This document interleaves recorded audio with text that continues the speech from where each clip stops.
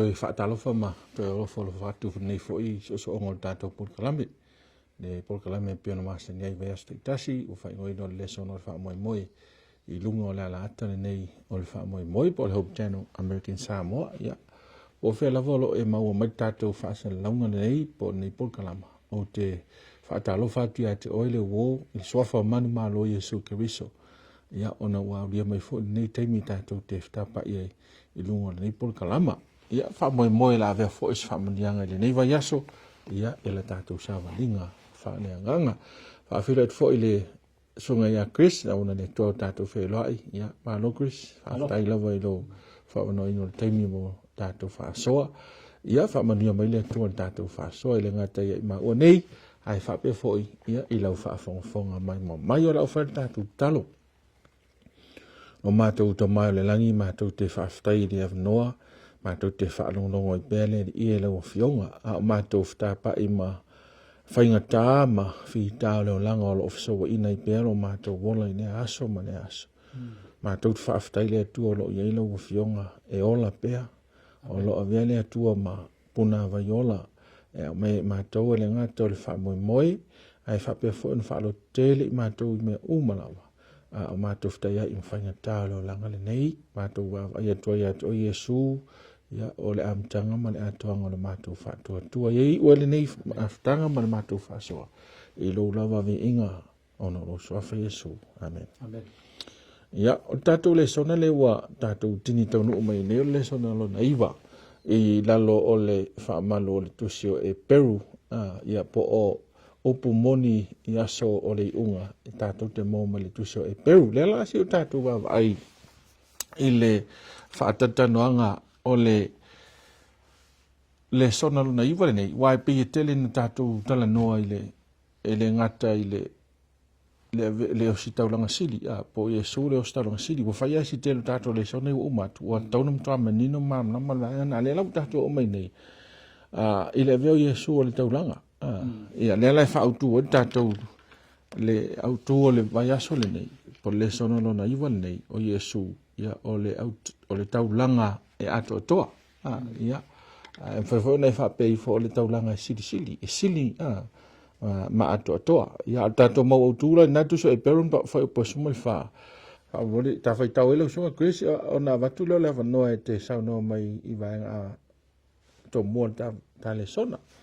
Awa o le taulanga e tasi ua wha ato ina ai e ia e whaavavau o e ua whaapa ia ina. E se maa nei o le whaasoa lea. Si isa no iara sunga i tā mau a mata lea ma le tā wawa i atu le i tā le sona lea la whaasoa. O le o vaenga e pere tā ua le o tātou whaarongo pēa i ma tātou su ina le tātou te whia malama le leima manino le i le tātou le tātou foi le su e ma le tātou whai tau ma le tātou whaanongo longo. Awa o i le wha vai e lunga le tātou whaolotanga. Le wha i u mai e le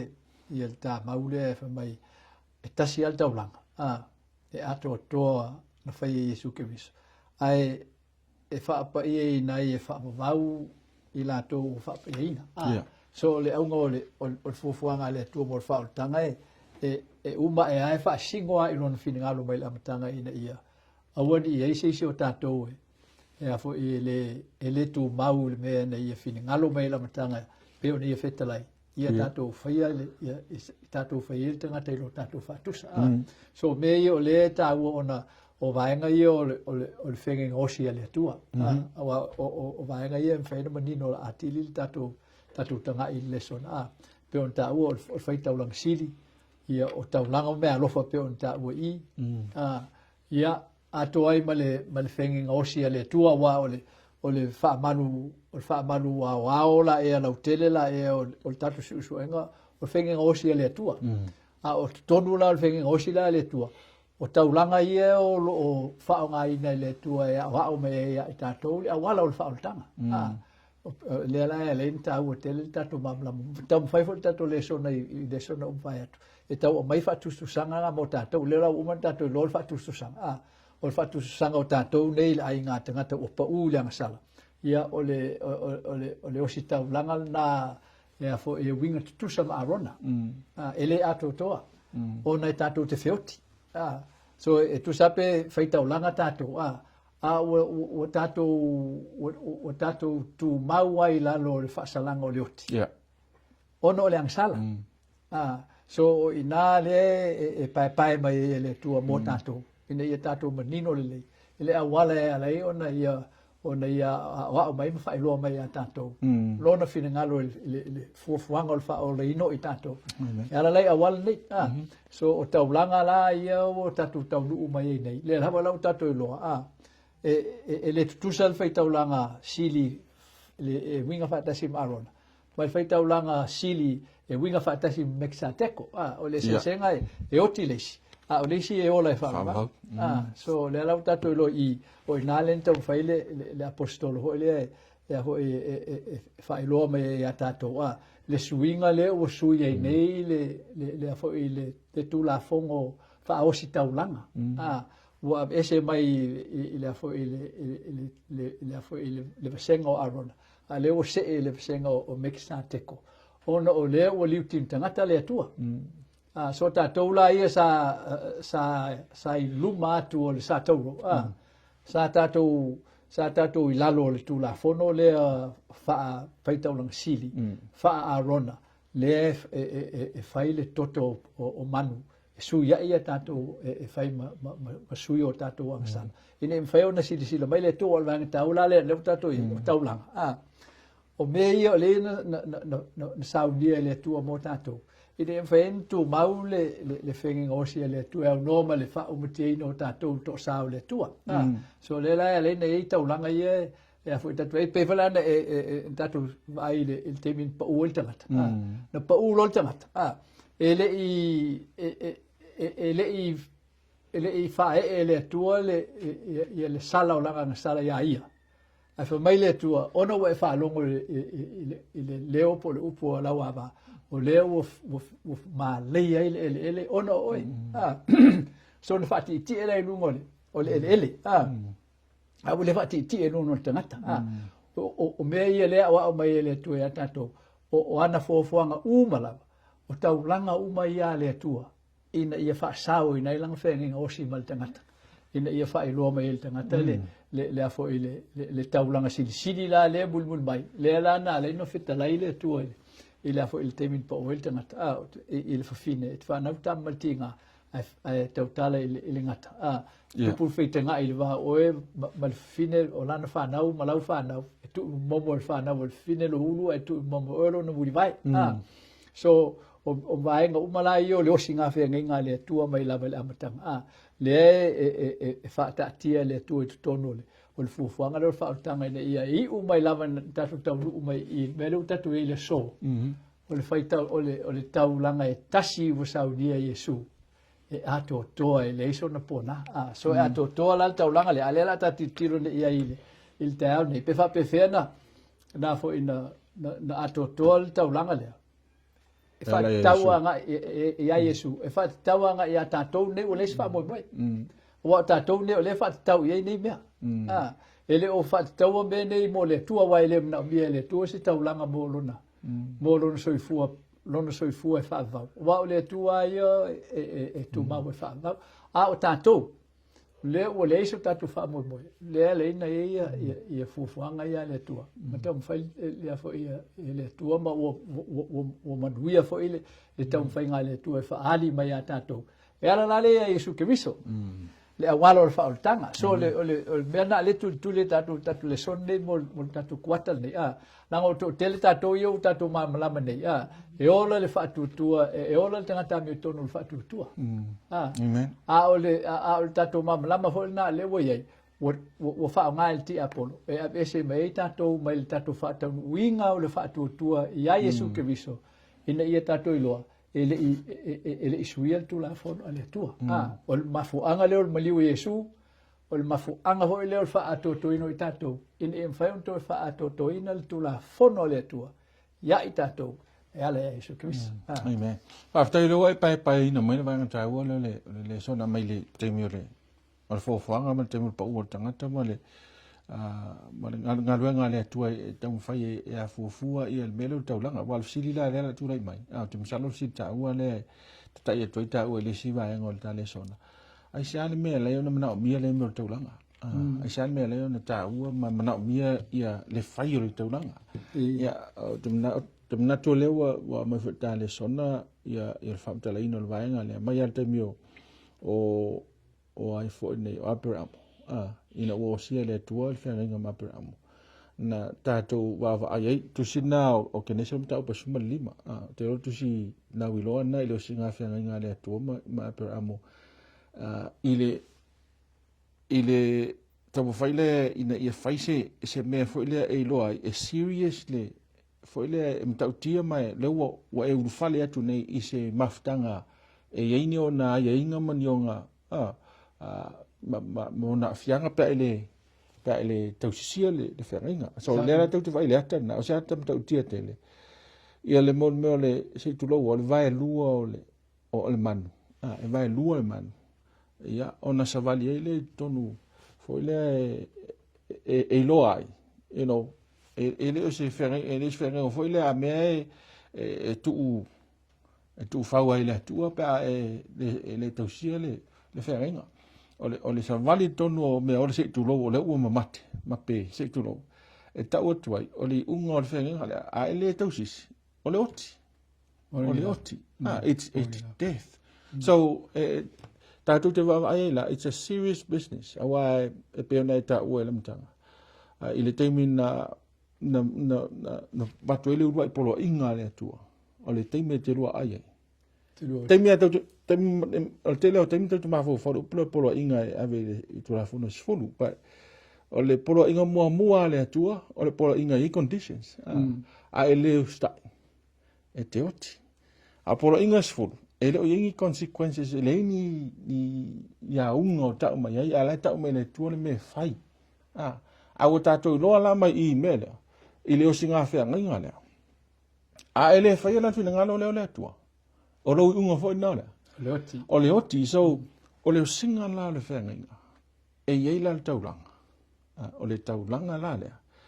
pe ona e sauno ia le wa ave le tua ia le mala ia le po le a unga le o le tauna o le tangata le mele o le oti ta anga sala uma a wale mo la tangata a le la wa ye li si me wo na moina la sala le so o le ko inga system la le tau te vai le mafuanga le na fai le tualanga sala ina ia awane i yoti tangata i teimi anga sala a o le ava noa lea e toi tu atu tangata ia e toi o se le whenga inga so le mafuanga la le na fai tau langa ia le sila meta ua lea le sunga kuisi le o mai tau ina vanga mua le te le lau fai atu e vanga mua le o le mantua ese le whenga inga na apera amoa ma le atua ai o mano ia Israelu e ele fenga no se le tua a ele u fale atu Israelu i nu o forfalanga kana ole singa fenga ala na fa vai lunga tu la fono le sulu ma nale na me tu la fono sulu le tua ia tau sia tangata tu la fono ia se fono a u fale atu i kana wa le me mo ia te le tanto pe o finau al mele le tu la fono a le me mo ia le mafuanga na la iona na oti tangata ona tu la fono pe ona tau si pe ona sau no ia o lo le tau si o tu la fono le mafu ai lo wanga sala le mafu le oti so a tatou tu ala lot o le mafu anga me o taulanga e pe o se mea e tua ia le tangata mai lona fasalanga talu ilo na solio tu la fono mane ele mfelan fa mai tatou e le o ngala tu la fono e o le temi nei le o tatou mai fenga fo o fenga fo ele fa pe fa mai fenga fo o le o ngala le tu la fono because o le ala mele sala oi pe fa mai o le o ngala tu la fono sala so ringo tu la e te sala so ringo tu la fono and therefore ko ya luala wa le fa mai e Yesu I mean il apostolo Paulo poi posuma lima le peula Eva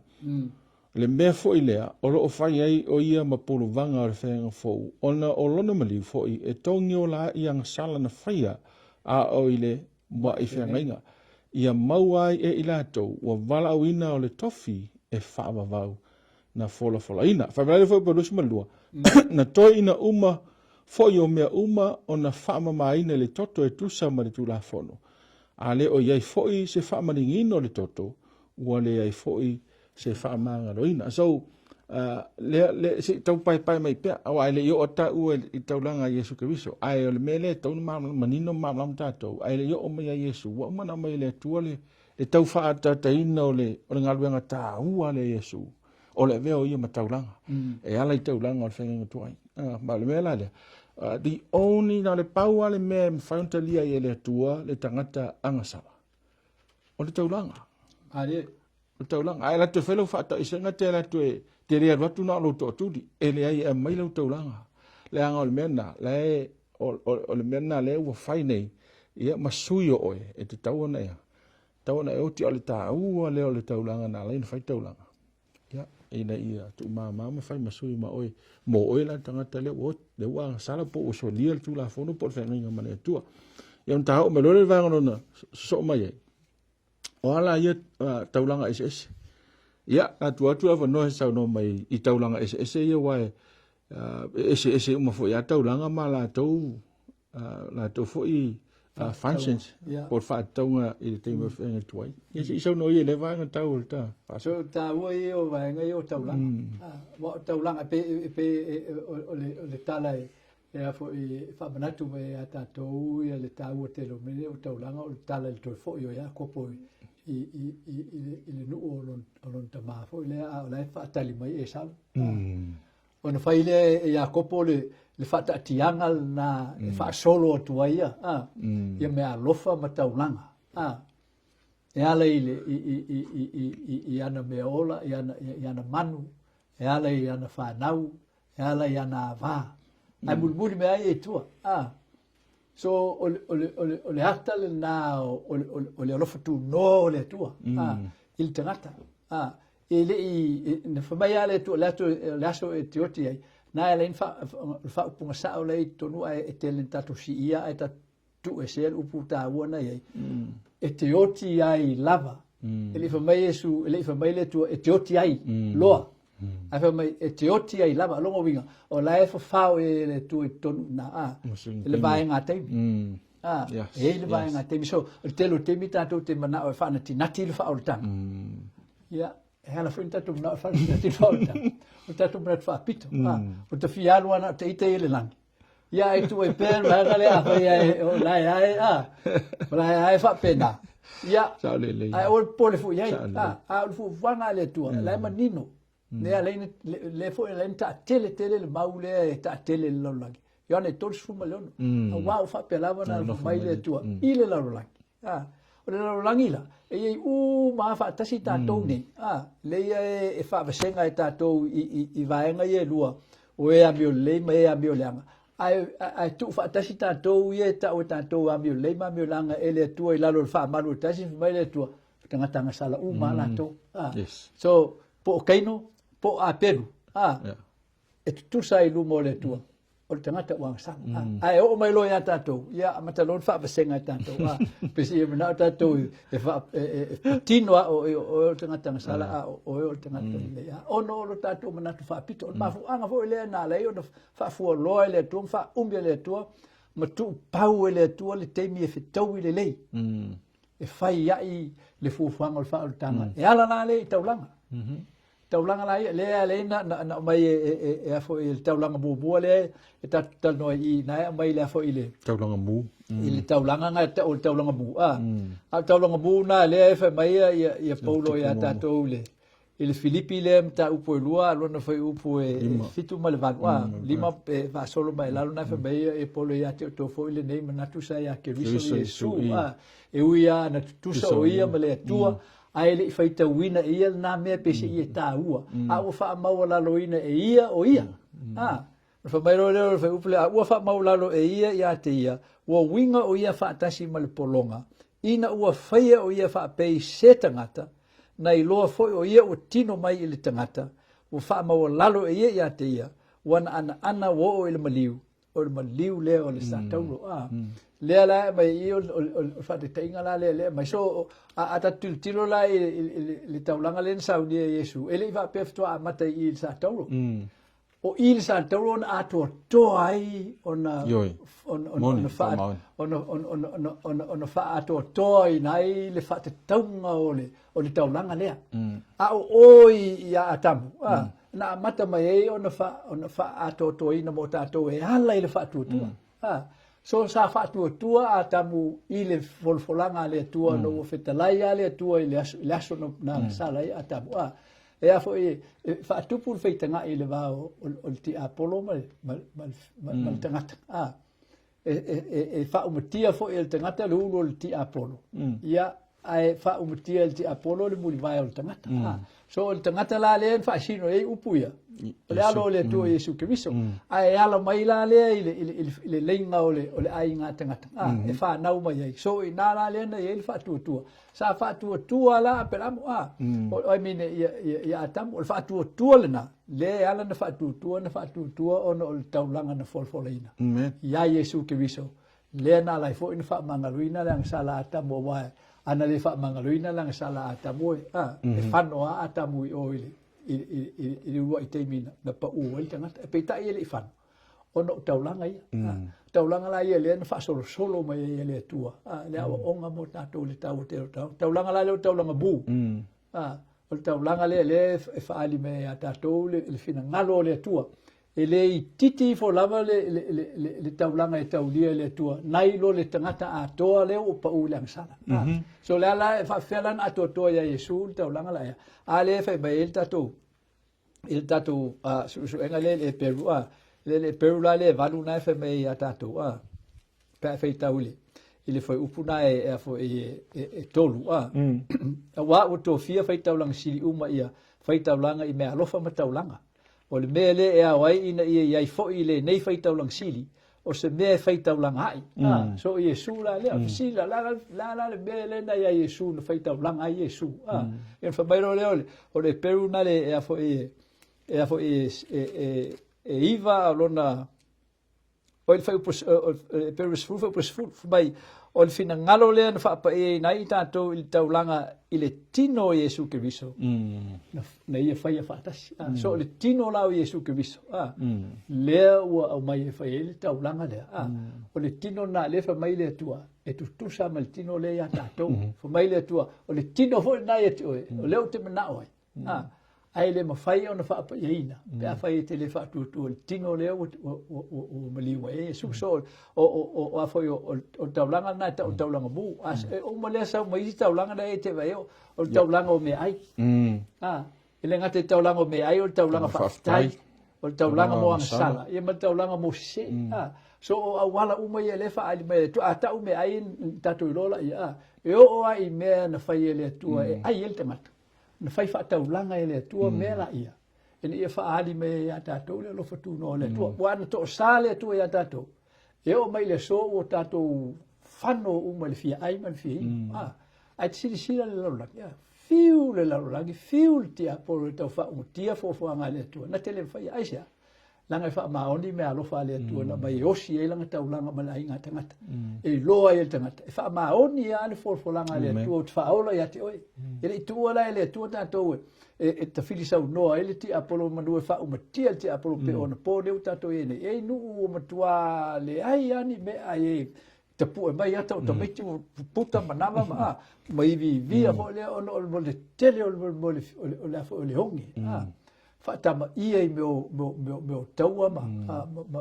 fetaua inga I le larolangi o ala ti apolo e tamu fai ti nei ai fa tu tangata o me nei ava I tangata ona fisiringia le tangata le o ile tu o taulanga le fa mai le tu ia Israel oni ngalo ia tu me ia tu fai pe umano faulaina o to mai kupito io to fai taulanga de to sominga ne fa manatu ia to le lofa tu no le lengo na to wola pe mo to tu mau pe au te le fa umatiina o to le ala mai le tua o ngai mo tato ia o taulanga le mai o taulanga fa fitai ia o taulanga nai tawana tato titilo ia awa o taulanga nai fa manatu mai pe le tua ia tato le tu la fo ina lava I tato le tua e ala le ele foi le mai e tato mana o le se mana o tato te mati le se me tasi tato te mati so ta o ia o taulanga ni ina ia whaeloa mai a tātou le fina ngalo le atua. Ele ai ase mea na whaia le atua, e peo na whamaile, ia le kenese e lua, whau mua o le tolu, mai na malo loa i leo le atua mai ana ngalo nga malama na ia whaia, ai wha umal wha upunga nga, mona sau nia. So nana na whaia le atua le laulangi, ma tu ele ai ngata ngata maawe ele pule me wha atumu i me uma i peo tawa ai meo manua. O nai manu ia le tiro le pe whatau wa ai a tātou, ma tātou tau sami ai pe le se winga. O nai manu ia o le wha o ngai le tua e whaima, e le toto, le toto manu, e whaima pulu wanga e o waini i o mai a tātou to sao le tua. Ana le se no le toto manu. Le vana wha o matia le tua tātou. Ai pe tai o toto nai manu ia lo tātou foi le lo tātou pule wa mena na le fai le tu fa mai le tu e pule foi o ia manu fe le o ia o sami manu bao man fe trofia le pule la na le o na fai le tu na fa ngani me uma e fai tau langa i le vao ia matatou se io na o mai le foi le fa fo le ale tau tale el tatu le sona te mine e fa tau i a fo i tau langa so la ngana tau langa nei o tasu su le fa ata mai a tatu le tau langa sini le tatu mai ave el tatu le sona le la o wani de sau no vanga le la te tai tu lo tatu wa tau langa ye ne sau no ia o tau langa wa uma le atoanga le tātou te maua i le taulanga ala i le taulanga Iesu Kiriso. Mari, o le facilita ua lava lana, le lalo o tātou mai e nei sa tā vai lai le tau mo mua le afo i le pelu nai fitu na e afo i au mai ai le afo i le vaenga le ene ia. Na e mai le lufu lua e o i lalo i le luas fulu valu Ta fai tau iai na e afo i fai si umbi o le vaenga le e afo e mua le mai i le afo i le vaenga le o le fau po lufu lua fitu fau po lufu malu o le mai a tātou le afo i le vaenga le e fa pe foi ona faia o Iesu ma fa tau unga o le whenga inga sili ona le lei so o le fa tau unga le o le whenga inga sili ona le lei le tau tātou e afo ia mawhai on tātou tiro le le mafuanga le ato toa le taulanga le a Iesu so le mafuanga le sili ona le langa o taulanga le fai Iesu e tasi to e whaava e tele fai taulanga sa ia le afo le whenga le osinga o le whenga tuai o le whenga tuai le mana i le mele to e mai ai le afo le fa tau mo le whenga tuai ma le whenga fau o le whenga tuai ma le whenga fau le e fa upu ai tātou ma tele fi naunga ma fa ngā fo il te apolo e fa no numi el te lo tangata e fa tau anga il tulafono ma le loftu noa o le mea e tasi o le mea e tasi o le tulafono ma le alofatu noa o le mea e tasi o le tulafono o le teimi sa iei tātou i lalo o le fa salanga o le tulafono ai le imaliu na o Iesu o le teimi o Iesu ua taunuu mai ai le alofatu noa i le tino o Iesu ke viso o le toi mana o mia lan tusi e mamoli mai le tu se papa ma e tusi e lona ao le tulafono e mo o se fu a le o mamoli mai il soi fu pa ia o le tu el tim tangata o Iesu ke viso o ia o le papa ma o tu mai ma savali mai ma fa atotoina le tausinga le na fa tau ele le upule e afo e fai le afo in tau pule sfu le fa ben fa upule sfu ile afo ile afo il fa upule fa a wai le mawhai o nāwe seina o anga sala i le toto povi po ama oti. O le mele o feta lai mai e o iei lona maliu mai i le lalo langi o Iesu lea. O manu fasia a tō matau langa o e le fina ngalo iai. A ua sau nie o e le tino moa. So le lai matino i le whamai le tua i. O te leo ke leo inkalesi ke le mangulunga e ko ke fasia ya so uma. Alo ke ingalesi nge ko lopo la alfa ka kaunga le mangu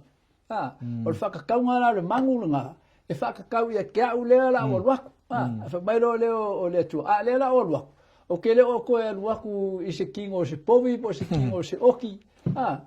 e fa ye se ko giola bo ale la o waku i le kingo ka ngaka le kingo ka ko sa mal fol folanga lenga mai au perfect lenga ave lenga ka o el angelo ya malia fa ngau kama ko fa ngau kama ngo ya Yesu va fo e ke ele ngo fo ali o long kama o ka vika o le lengo ka vika le ui mai le fo le fol folanga le so kim ka ngakala le mga le ku e ka ko mamla mai le la o le ko fa ngal mam le o sawa ia fa mai o sau ni e ia o le tino moa o taulanga bu mo taulanga mo sala we le fi ia on o fa iane le tuai sila mai o te anu watu e faia long fina ngalo tu la fono la le fa mai le tu e mana ona te faia fa mai le tu le la mo boni o ku la le kuli o ku mo se mal papa ma ale o kuli o ku ia lo walo o le papa ma la vaia ai sia la no i le la ko si e au ku la fono ko e ko ke le mafai on ko sia wa menga le le kaulanga le mo mar kaulanga longo lua le o kaulanga mo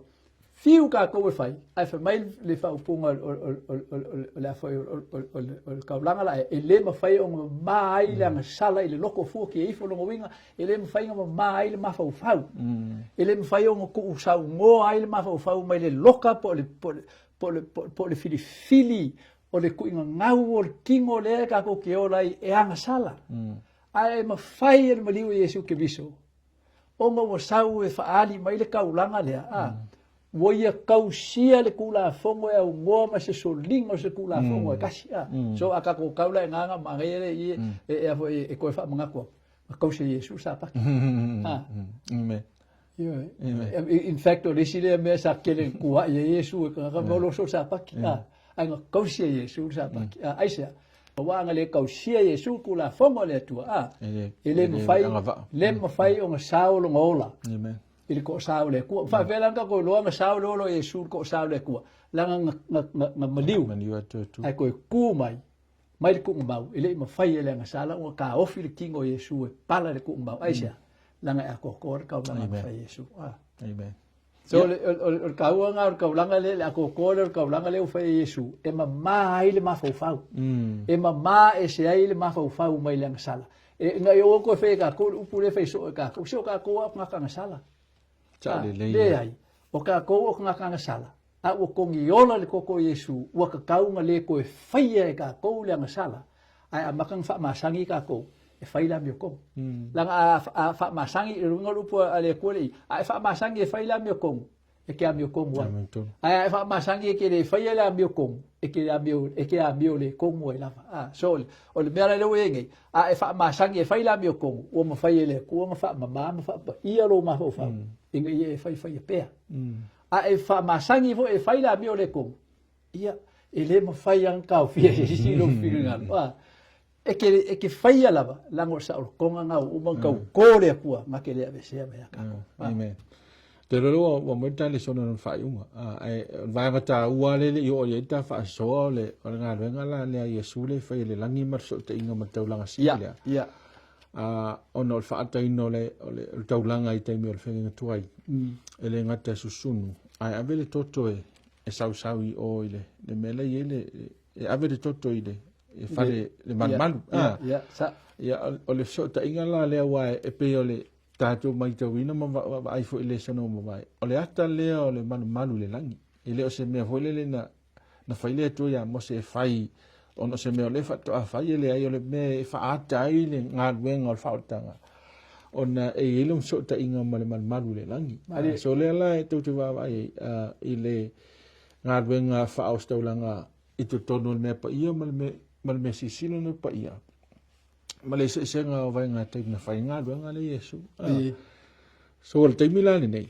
pe on na mai ta ua ile vai mun muli al tato lesson al fa sinonga male a mio tua a mio le tua le fa ta ua le romana to foi pelo so ta se lo so male ono o so ta inga o le a mio tua mananga venga Yesu le fele langi e ma fa e otto mai na al muya va bon lang o bata le o bata ta mata mai lai il maule il fa upule su malivo ta pus fulo e pe le fa mai ole nei le au soe ua tatou sa o loto e ulu atu i le mea sili ona pa ia ona o le toto o Iesu. Amen. So leo ave tonu ata tatou i le mea manao i le atua i tatou i loa. O lea ua anu Iesu le langi. Lea fo i lau mawhain tau muli mai a Iesu. Lea ua i le langi. Langa le lai fa main tatuolo le Roma le van. Fa mai le fa mua Roma. O le nei, ua le ai se fa asala i e o ia ke riso Iesu. O e le sava vali i la le tino, ai la le anganga. So o mea la i le fa mai polo le pelu. O mea fa le anganga, wa le fa mai polo le tau pui fitu. Sa te tawana fa mamaina, mea fa le lalo langi. I toto i o manu o langa o mea fa le lalo langi. O fa tusa o mea, o mea o loo i le langi. O mea lai le langi. E fa pa ia ina i taulanga ma le toto e sili atu. E toto la nao Iesu Kristo. Le la fa mai fa le anganga. On fa mai rola i o le ka ta upu le ta upu e tolu o le Roma le vanu. A wa o le mea na le mafaya i le tula fono. Ai sea, ina ua vai ia o le tino le o tangata. Ua faya le tua i lona au ina mai o lona lava halo. Ua tino tangata ngasala o le taulanga foi mo anga sala ne ia fa sala i nai le anga sala i le tino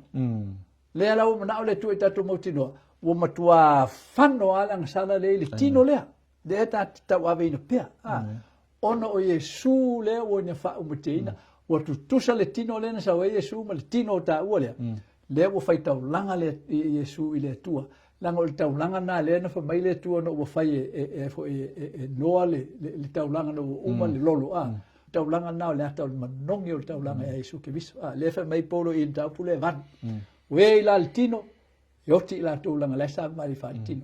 We la le nganga, e ola i la tona la ta la usa mali fa nganga. Fa mai lo le ole. O fa upule e fo e van. O i la tau fo i o i la le tino, e le mafai ona fie i ai le tua. O tau te dei la le tino, ai la le nganga pa fa e nofo le nganga o le tua i tonu ya te o tau. A wa o le loto le tino o le ita le i le tua a wa le ususta il tu la fono le tua so le la mga o ia le tua ia tato i loa o le faita o langa lai le langi e ana na le langi ina ia mafain fa pa ia ina i tato e fa va mena le menta tua e fa va fa pa ia ino i tato e tato te ana il tu la fono le tua langa tato te saba vali e tu sai mal fina ngalo le tua amen. Le lo mo ita le son le fai unga ai ole atuanga atol le sona nei ia avea le taulanga sidi le ma wala lo to tele ita to e fa lata tu le no fa le lo futu no le tu e so uma wa nei sa valinga ia ole mana onga le tu mo ita to ia saba vali la le nga ate le o te ia o si manga le si mi ita to o si manga e tumu i me e fa vai ta to mai e to o ta to tino mai ai o mente mi fa pena ia ave ia le toto to mai mo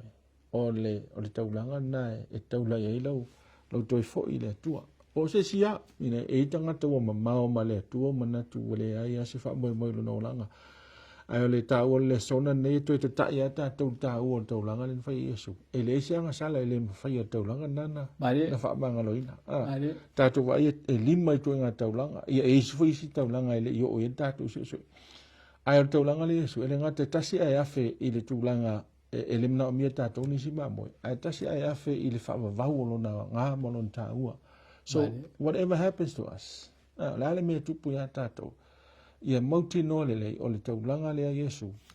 e manga lo ai ata to wa sala po le ala wala nga sala ale fa no nga la un fa la ina ta to kris which is all mele no fita no umila va ai ia avea ma manu lau tire so i fu le tangata sa vali la le nga ia le ola fa pa ina ona manu lau tiana o le tangata kristiano mo tangata sa vali le i la le nga ia sa vali fa pa ina le wala le wingo fa pa ina sa vali la le nga le wingo o sa vali la le nga ia ola le nga ia ola le nga o le tu tono tato ia o te ma fo fa tin ma manatu fa tin ia sa fu ke viso tono tato ia pa stai ma lo il lo fa so fo io ma ni noi ia o te lo le o tale sona fo nei ia o lo o ve ma mai natural tato ma ftanga ona mai mo mai tato e ka le sia le nga te misiona Amerika Samoa nei o whianga ia ma le vavau le malo ia o leo to ia i tono malmalo ia au teilo wa vel tātou le sona nei o se whamanianga mo tātou misiona atoa la wa me se tātou pāga masani o lo whaafonga mai mo mai le ngate Amerika Samoa nei ai so o se tafa lalangi o lo e mau mai le whasa la un whamania tele lava le tue atoe tātou te whtapa i fo il vea so mo i le sona no le sifulu la fo tātou talu whaaftai le atua i lo mafta mai whaaftai le upu whaaftai mo Yesu ele aisi me sili atu le atua i le o langa le nei nei lo oe mai hau ia mātou na mātou wha mua la o fio mātou wa ai fo ili mana o sili lea mo so stangata ai mai se seisi o talia o e vea mali i whaola Amen. ina ia mātou wola wha apa ia ina ia mātou sa vali la le nganga wha manuia mai le atua wha atu mawina i mātou i le sa vali tangata Kerisiano Amen. e sa vali la le nganga ia o le aso e te fio mai e se le ina le ie le se le ngasa itu ia o ve mātou tangata mo le malo langi wha manuia mai e ngata i mau ane wha pel wha fonga u tangata Amen. e lo la vaswafa Yesu Amen. Amen.